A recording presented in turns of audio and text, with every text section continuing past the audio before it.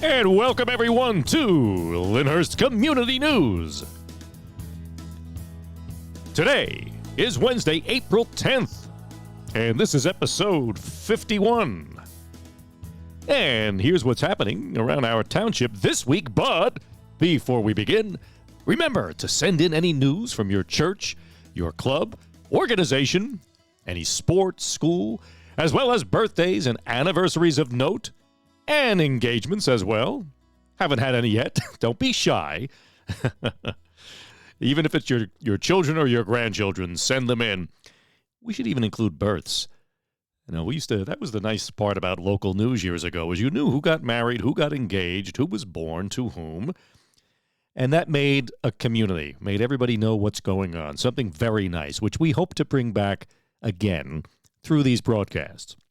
So whatever it is, send it to lyndhurstcommunitynews@gmail.com, and that is in the description box as always, as are any notifications or any email addresses or contact information that are mentioned each week are always in the description box.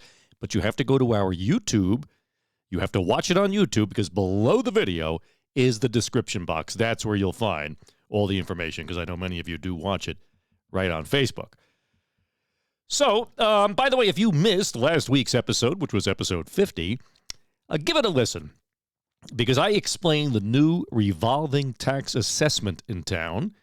Many of you have gotten those letters, in which property assessments now will be done on a revolving basis, meaning that 1/5 of the properties in town will be reassessed in person each year.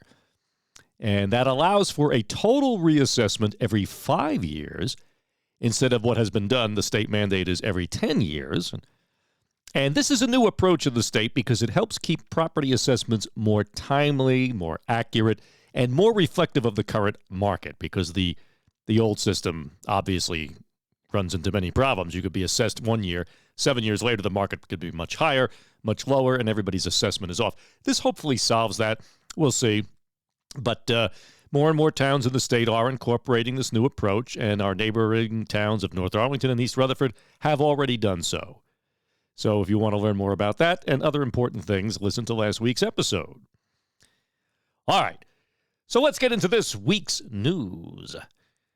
All right, the Lyndhurst High School, the theater at Lyndhurst High School, they are excited to announce that the 2023 musical production of Disney's The Little Mermaid has been nominated for 8 Foxy Awards in Montclair State University's 16th Annual Theater Night Awards. Now, the ceremony will be held Monday, May 20th, in the Memorial Auditorium at Montclair State University. It'll be at 7:15.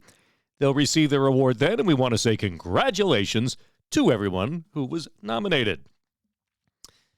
And also, since we're talking about Lyndhurst Theater, tickets for the Lyndhurst Middle School's production of Disney's Descendants are now on sale.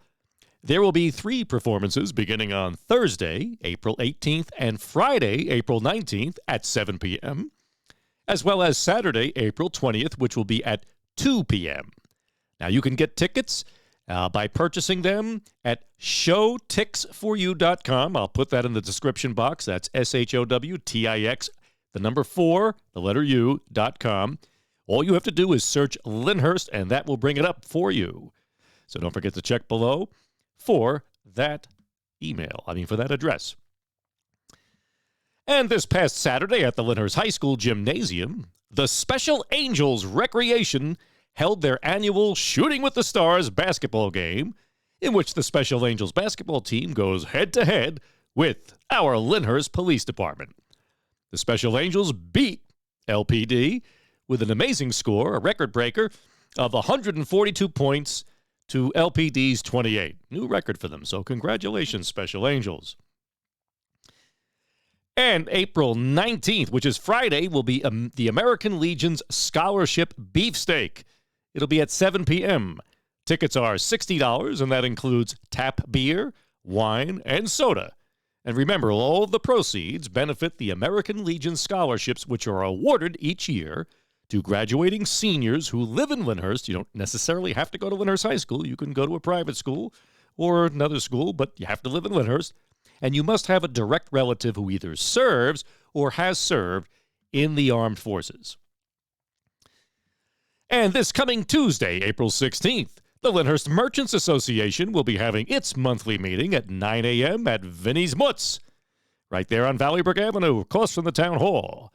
So if you are a local merchant or know someone who is, please let them know they are welcome to join in on the monthly meetings as well as become a member.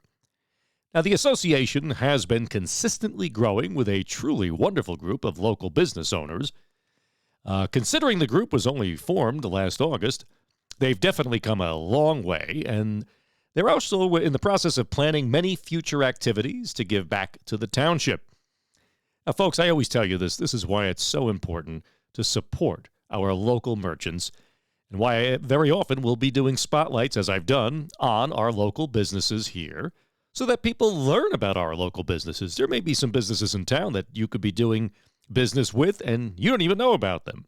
So we try our best to feature them as often as we can, and we have many great businesses. So remember, support to the best of your ability. I know people complain about it's so hard to park, but think about it this way. If you went to the mall, you'd be walking a far more distance than if you just had to park a block or two away.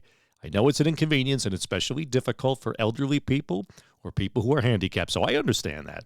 And that's why I say, to the best of your ability, support our local merchants. All right, now on to sports. Lyndhurst High School sports. Been some great wins here lately. Let me look at these here. All right. Lyndhurst High School baseball, they've had 3 wins so far. Secaucus, they've beat Secaucus 9-3. They beat Fairlawn 10-2. And they beat Rutherford 6-5. That's good going, guys. Girls softball also did very well. They beat Palisades Park 21-2.